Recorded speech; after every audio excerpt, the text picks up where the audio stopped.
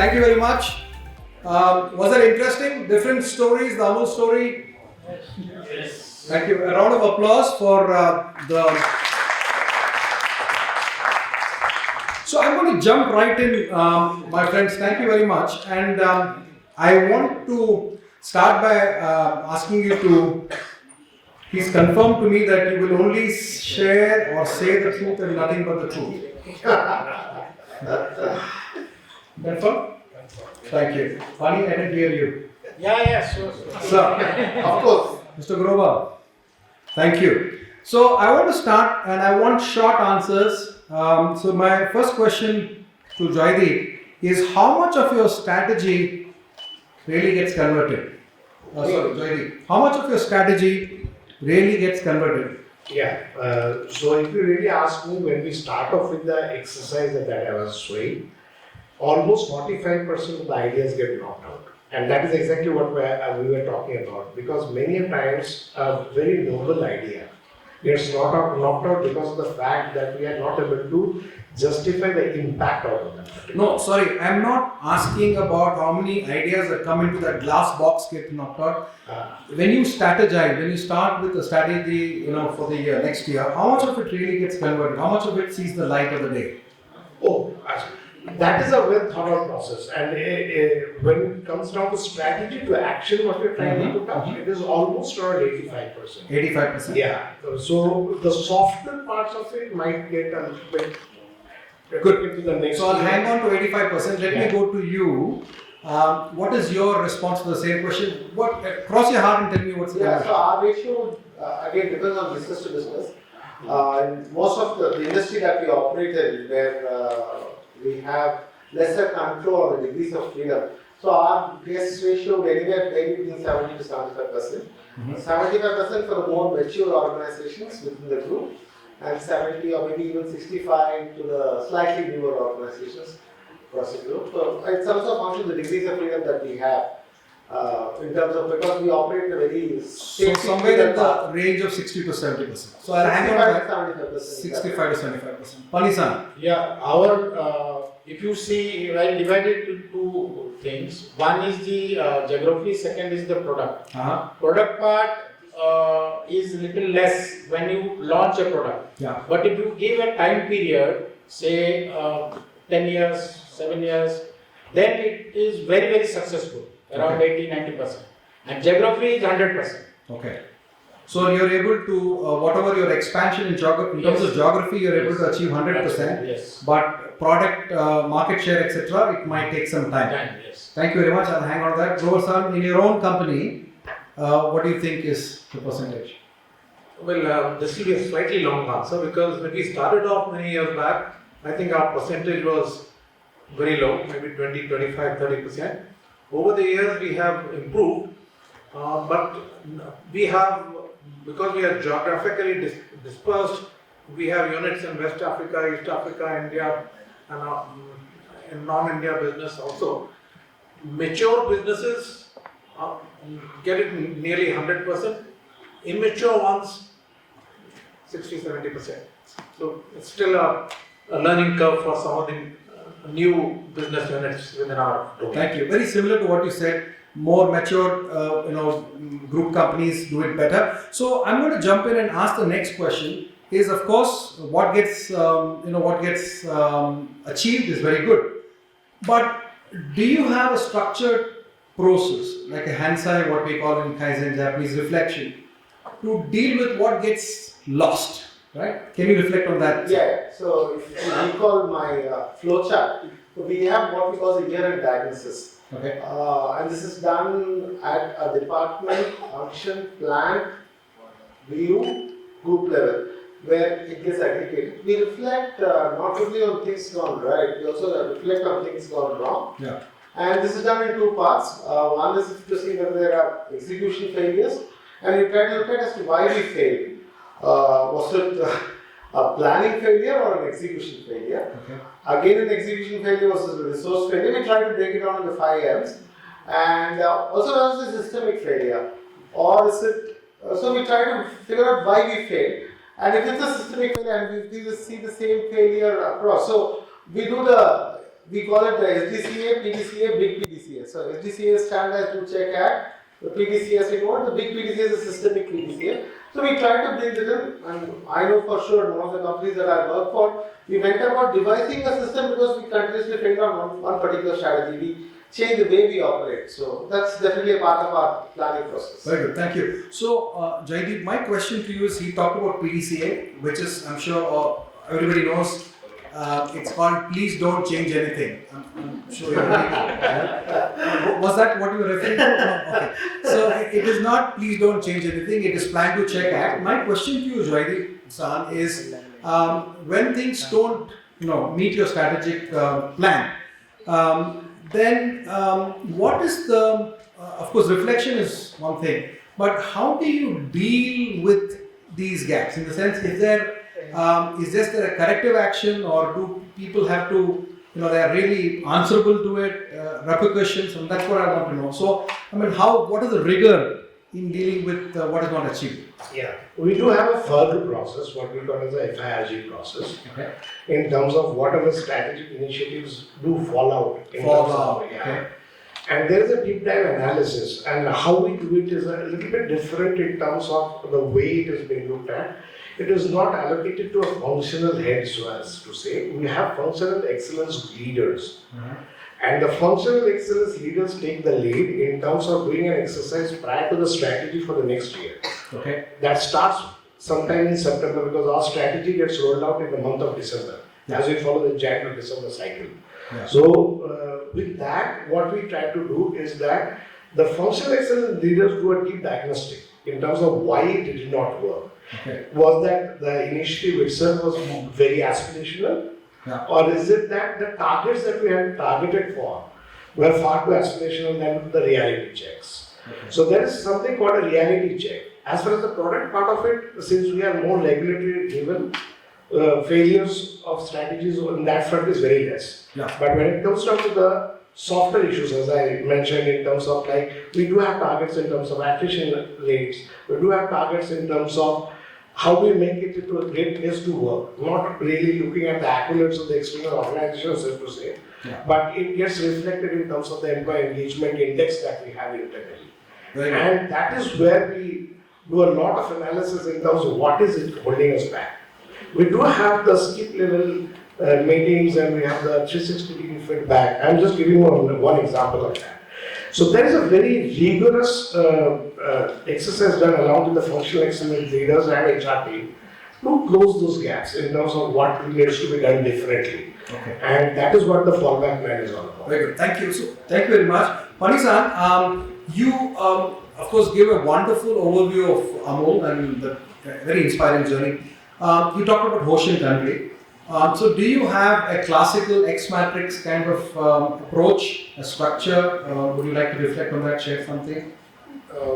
Hoshin Kanri, as such, when we started in 1994, that time the situation was different, as I have said. We were to change our way of working, because that is, we reviewed our processes, reviewed our workings. We also saw our strengths and weaknesses, and thought that correct way of working it may not be right. So we did an organizational climate survey. We did it differently. Organizational climate survey, which is almost a 360-degree feedback, not only from the internal customers but also from the external customer like our distributor, and understood that which areas are to be looked into. And secondly, we went into IMRB, the market research group, and suggested that Amul is only having 5 major products that time. We were having Amul spray, butter, cheese, Amulya, and ghee. So these were the main products. So when liberation did take place, that time we thought that probably this would not be sufficient to take further. So we, this IMRB given suggestion that Amul being in the dairy industry and Amul is perceived as a dairy company, why are you not marketing milk across India? Okay. So it came from the survey. Then why are we not marketing ice cream across India? So like that the business group did come to you. Correct. So my question to you, sir, I mean, do you have a format like an X matrix? How do you cascade from the ocean? You said you have a... I am coming to that. Yeah. So then our then MD went to Japan and understood how to bring a change management. Because change management taking from top-down approach or bottom-up approach, those things have to be understood well. Yeah. So he took the route of Japanese style and TQM came into picture. So entire TQM structure, right from the starting from the Hoshin Kanri, then Hoshin Kanri will, when we decide, like first Hoshin I remember was increase retail, do retail census. We were in India having say lakh outlet. So we thought India is so big, only 1 lakh outlet, it's not right. So the first Hoshin was everybody is written in the Hoshin meeting when we are sitting together, and I wrote for my area saying that I will do the retail census from this date to this date, who is responsible by when and what would be the outcome. Yeah. So that again further cascaded into a format for leads. Okay. Leadership Enhancement Development System.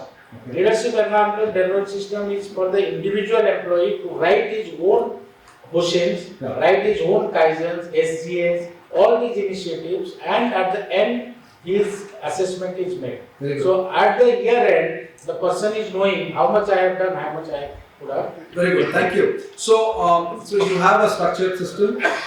Grover-san, my question to you is, you are sitting in front of almost $1 billion here, almost 9 billion here. You must be feeling very poor today.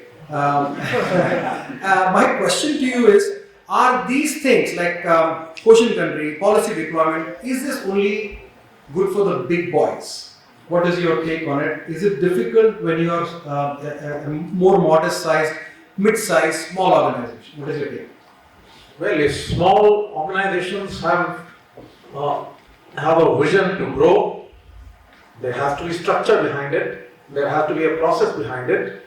Good management will always follow predictable, leverageable systems. So any organization that wants to professionalize and wants to grow has to use proven practices. Yes. Good, thank you. So now, gentlemen, it's very clear that all three of you are from very successful companies, and your planning, your strategy setting is very good. You deploy it very well. But I want you to really cross your heart and tell me, what is really the challenge? I'm sure you must be like you are down 5 Demings and probably looking at a couple of more Demings. But I'm sure you still have some heartache and some pain. Would you like to honestly reflect on it? Yeah, of course.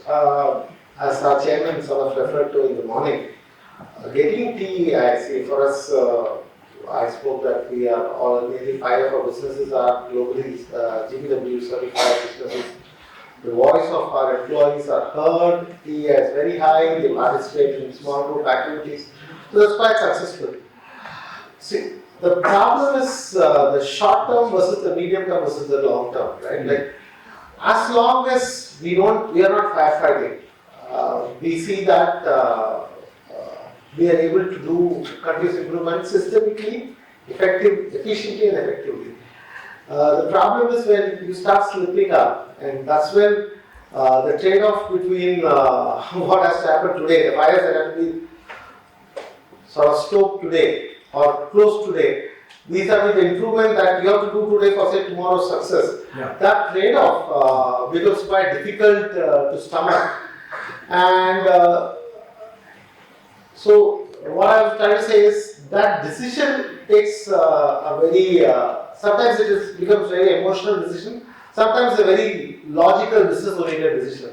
So that trade-off has to be done very carefully. So that in my mind is the most difficult thing, and that comes of course with practice. As I said, the more mature businesses of us, it's quite easy for us to, the business leaders and the organization where we have good managerial depth, it's quite easy to do.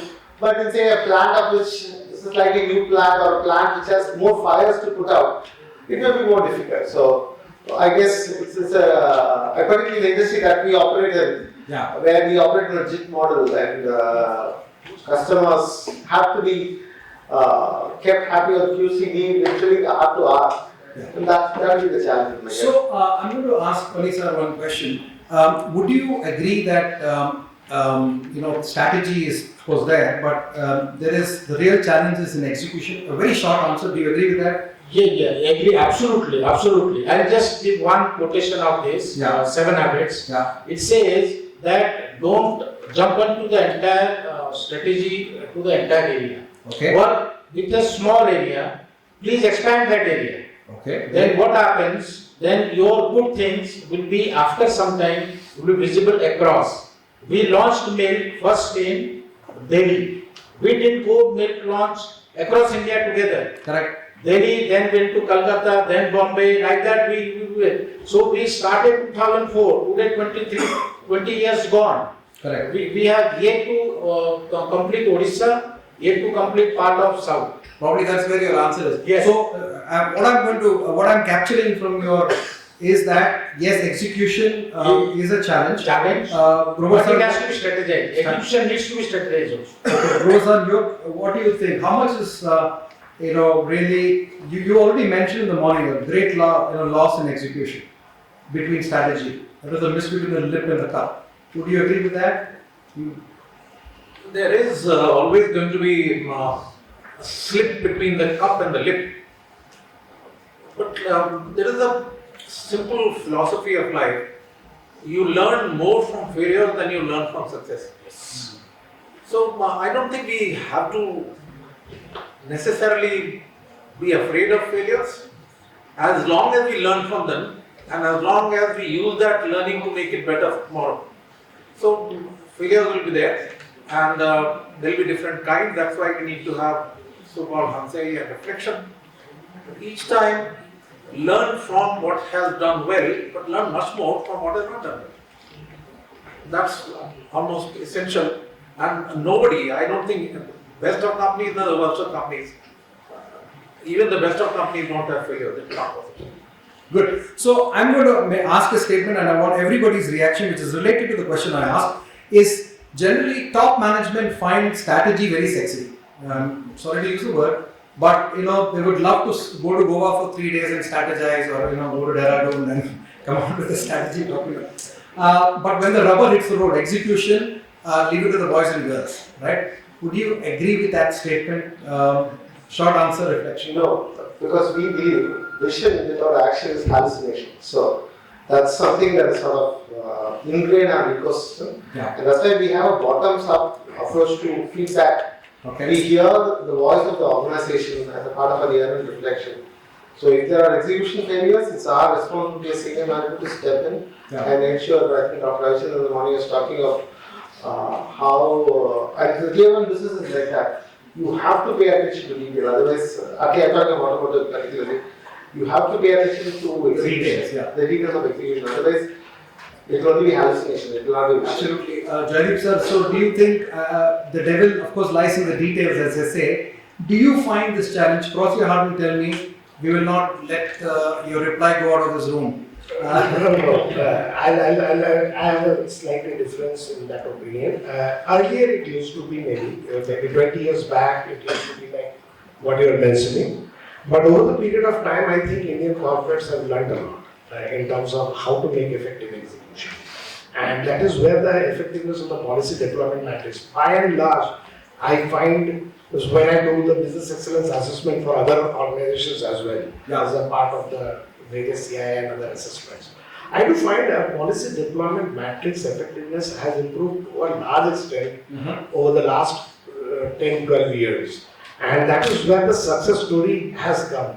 You get to see Indian companies now going global, be it small, be it large, be it MSME sector, wherever we look at, we get to see a lot of geographical spread, the footprints are spread across the globe now. Very small.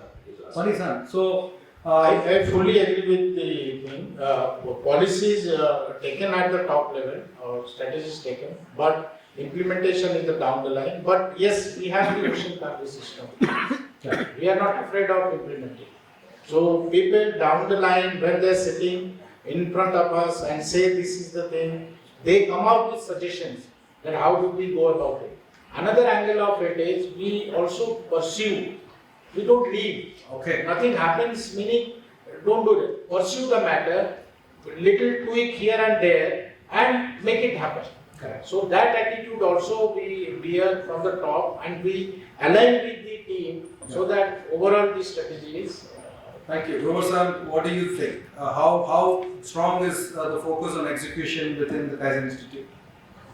Well, execution has to be like direction setting is top down, execution has to be bottom up. Yes. And execution, there must be a constant review process so that you know where the pitfalls are, where the failures are happening, and if timely corrective actions are taken, then even if you have taken a very stretched target, if you don't get to the full target, at least you'll get part of it, and even that will be termed as a success. So the execution has to be monitored, reviewed regularly. Without the ongoing monitoring, it has no hope of success. Very good. Thank you. So last 2 or 3 things that I want you to reflect on. Thank you. I really appreciate your quick responses. So they say that PDCA is not the right thing. It should be PDCCCCA. Right? So what is your reflection? How much of our crisis is because we only do PDCA and not PDCCA? How often should be these C? How big is any reflection, sir? I fully agree with you. See, where check is a problem. For whom? From the top person. Who is reviewing? Yeah. So that fellow has to be patient, has to be mature, and keep doing the things, checking the things, guiding the team. So the CCA should be there. I think without only one C, I think is not sufficient. Absolutely.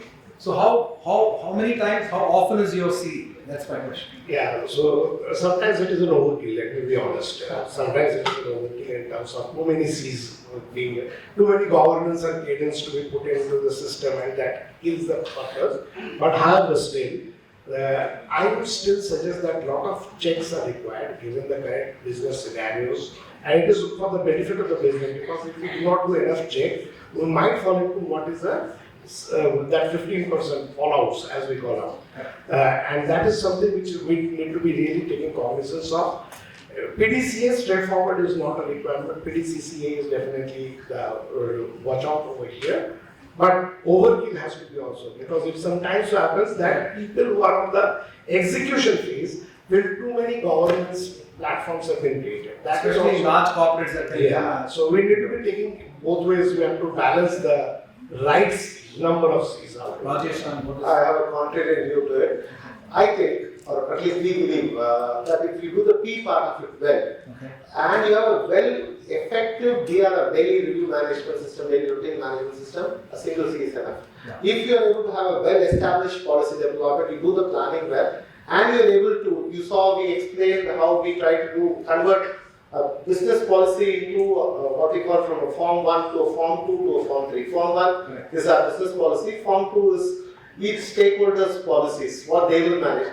So if you are able to cascade that well and establish the checks and balances, like how the exceptions need to be managed, then a single C is enough. Right. I think that's our experience. As long as the DRM is quite good and you do the planning quite well. Very well said, but DRM itself is a C, right? That Yeah, is- so that's a single C. So exactly. we And have, if you're doing it daily, it's a C. no, so what we do is we have established the sequencing of who will do what, who will check what, and which escalation will get escalated. Yeah. So as Mr. Ganesh told in the morning, he reviews on a quarterly basis. What are the exceptions? The business head reviews on a monthly basis. Yeah. The plant head reviews on a weekly basis. Yeah. The production manager reviews on a daily basis. The supervisor reviews on a shift basis. The line supervisor reviews on an hourly basis. So we have this kind of a sequence. So for one person, one C. Yeah. But maybe it's a system, there are multiple C's. But an individual does a single C. But we do the P part of it very exhaustively. I always joke that if you have 10 days for an activity, the Japanese use 9 days to plan and 1 day to act, and there is no need to check. Whereas we do planning for 1 day, act for 9 days, and continuously check. is something we keep joking about. So, contributing to what is that. Very nice. So I'm going to go around and ask all of you, again, very important for the people who are sitting this side is, for those of our participants who are not doing any formal, strategy deployment. Everybody has strategy, everybody has ambitions. I want to be the Prime Minister of India, okay? But what am I doing about it? What will I do about it is a very important question. So if you can give a very simple takeaway for it, one takeaway, we don't want a laundry list. What would be your takeaway? Maybe you can reflect for 15 minutes or 15 seconds and we'll come back to you. Something they can really take back to make their strategy deployment more effective. So obviously the vision setting, right? The vision setting is to what you asked. You said Prime Minister. So the vision and the assessment of where you are today and consequently the gap. So in my personal view, once you have a vision and you have a good self-assessment, if you know what the gap is, then acting upon it is quite easy. Fantastic. I'll just hold you there. Thank you very much. So if you want to, if you're really interested, the real capture here is where are you and where do you want to go? And that gives you the gap. That's a starting point of getting into this journey of connecting strategy with actions. Thank you very much, sir. What would your reflection be? I would say set the priorities right, because if you don't set the priorities right, you will be lost in the vulnerabilities that are there. So if you are not focused in setting the priorities right, the starting point, as rightly said by him as well, we encourage our small suppliers to start off with an S-curve approach. Yeah. Basically, the S-curve is a very powerful tool to start off with. When you have the priorities very clear and current state versus future state has exactly what you mentioned in terms of really driving the gaps, in terms of strategic priorities, that would be, and then you have to prioritize. You might have a laundry list of gap analysis, then you need to prioritize what you need to do immediate and what you can really push it for a long term. Thank you. So that's point number 2. The first panelist said that understand where are you and do a goal setting and find the gaps. To fill the gaps, you might have a million ideas. The second point is prioritize what is, we call it an effect and, effort and impact kind of matrix. So what is that I can do with minimal efforts, investments, time, efforts, which will give us maximum impact. So your reflections, Pani-san. I think One takeaway, one action point. A person who is setting the goal or mission, one should work from his strengths. The strength should be known very well, and on that can develop and find out the gap. Side by side should also keep a mentor. Who keep a mentor? Mentor, okay. So who would be giving guidance in terms of achieving whatever he has progressed and how. So what you're saying is you should know what is your strength and take that, leverage that strength really to. Okay, so that's probably the third takeaway. What are you really strong at in your organization-wide or personally, whether it is product or marketing or sales or distribution or quality, whatever is, leverage that even further to achieve your success. So, Rosan. I think the best is when you start off, you have to start slow and simple. And even if you mature, never take more than 3 performance indicators to improve. Don't take more than 3 performance indicators to improve. Very interesting. I am reminded of the Japanese telling me once when I had gone for an AOTS training that your goals, your KPI should never be more than the fingers on one palm, one palm. So not more than 5, maybe 3 to 5, because beyond that people, the moment somebody asks you what are your strategic objectives or goals or KPIs and you have to pull out a paper and say I'll come back to you, I think there itself the problem has started. So it has to be at the top of your mind. Thank you very much. Sir, what's your favorite cuisine? Italian food. Okay, very good. Fish curry. Okay. Bengali? Oh, I should have guessed it. And stupid question. Pani-san? Dosa. Dosa. Okay. Dosa.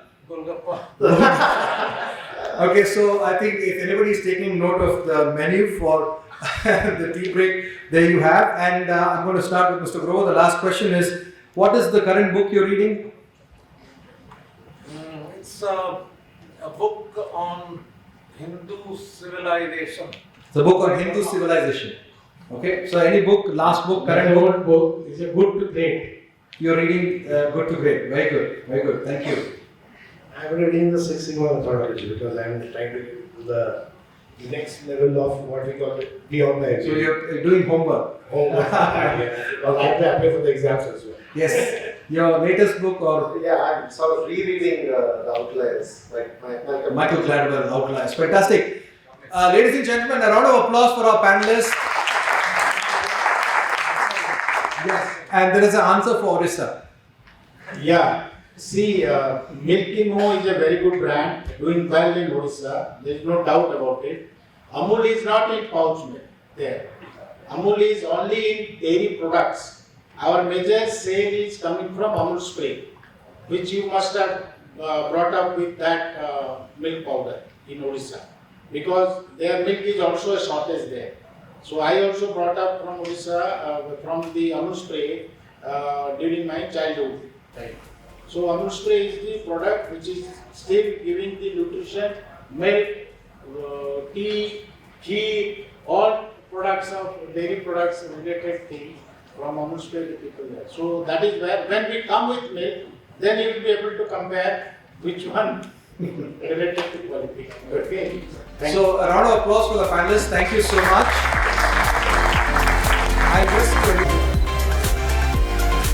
Thank you, sir. Thank you.